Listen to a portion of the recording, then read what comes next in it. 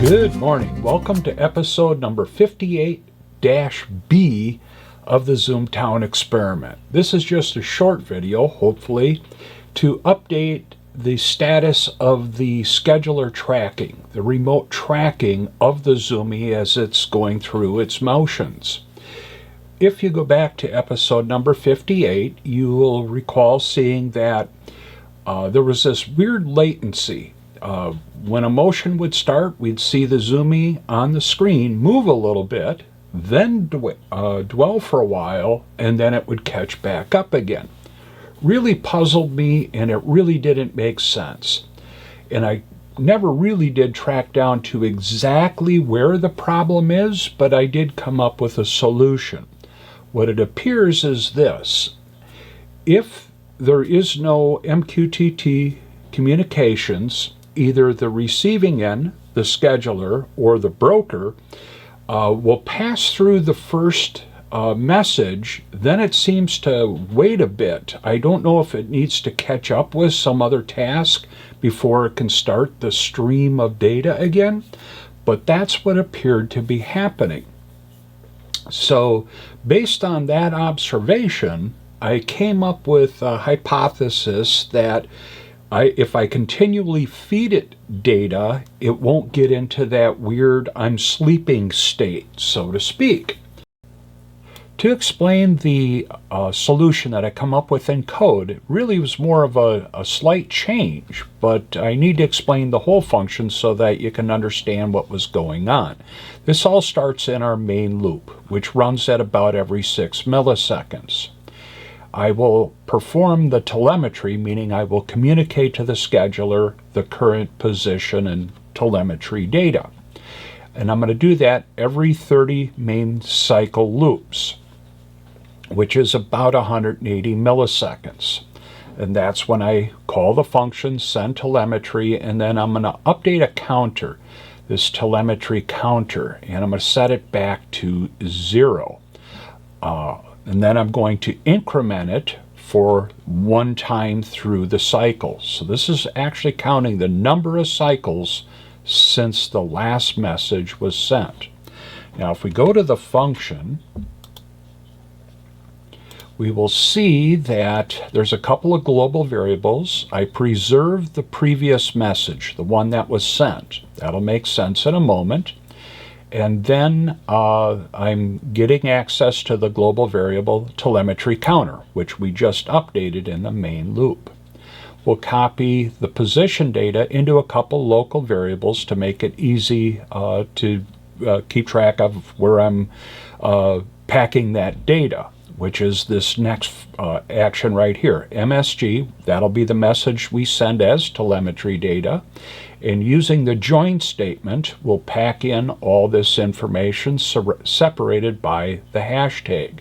Using the join method is much more efficient than just simply adding the string variables together. Now we get into the logic of how I fix things. It's the original function here just had this section, if message not equal to previous message, meaning there's new data. It would go through and publish the message to the scheduler, provide it with the telemetry data, and it would increment that counter, telemetry counter, and it would just keep doing that. And on the other side, we're incrementing counter in the main loop when it's actually executing or trying to execute a telemetry message, but this is preventing it if it's the same. So if it's no change in position, the Zoomie's sitting in a driveway or something, well, I'm not going to send any data, and that would bring that stream of data to a halt. Well, that seemed to be the problem because I added this next little logic sequence here. If telemetry counter is greater than 50, meaning it was more than this, and it hasn't sent a message, I'm going to reset the counter back to 0, but I'm going to send the scheduler what the current information is, regardless if it's different or not. That way I continually, every 50 times through the main loop, I am going to send a message from the Zoomie to the scheduler with updated telemetry message. Keeping that stream going like that eliminated that weird lag time right after the first telemetry message. It would drop down, completely eliminated that. Very strange. I don't fully understand it, but solutions like this, I'm usually just thrilled that it works, and it works good. I'm done looking into it any further at this time unless it comes back to haunt me. Now, a few other things have changed. The point of this particular video is to talk about that update and that correction. But I'm also working on a lot of other things, and right now I've got a trip plan programmed right within the code, and it takes the Zoomie around the track, the short end of the track, a full trip around. It'll check the location, etc. So I filmed those part of the testing process that I'm doing to keep the experiment going. And we'll go ahead and we can watch that. This will be 5 runs of this trip plan. And I'll put it to music when I'm done jibber-jabbering about everything. But as you can see here, the Zoomie is currently sitting in a driveway looking at the screen. You don't notice that it's there at all in the right location.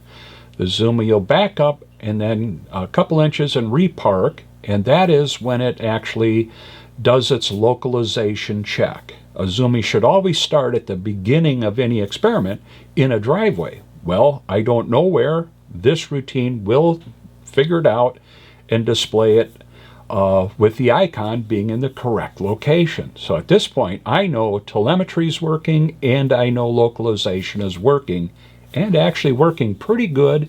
And as you see it go through these motions, as it comes down around the one street over to the other one, through the sweeping turn, all the way up to the top, again around another sweeping turn, etc. The scheduler representation with the icon is keeping track very closely. Best I can measure with the video equipment, it looks like it's about maybe 100 milliseconds on average behind. It's probably closer to between 50 and 100, but I'm trying to stay on the worst case scenario of what I can measure, comparing all the cameras and where the physical Zoomie is relative to the positional update information. So that's what's going on in here. You'll see every aspect of the Zoomie's maneuvers, from checking location, cruising along the road, updating every inch, updating every QR code, finding a driveway, pulling in, parking in the driveway, backing out of a driveway. Pretty much everything the Zoomie can do is being done in this test demonstration. So we'll just let it run for a few more seconds here. I'll put some music up, and we'll wrap this video up shortly after that.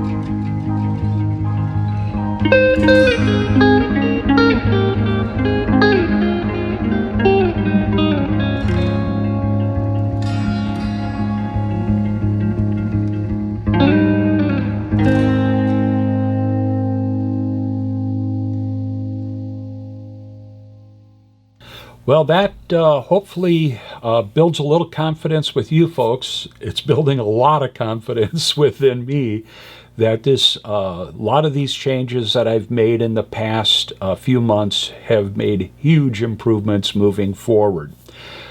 So from here, we've fixed one problem, we've done further testing, got positive results, so things are moving along great from my perspective. Thanks again for watching, and I look forward to seeing you in the next video.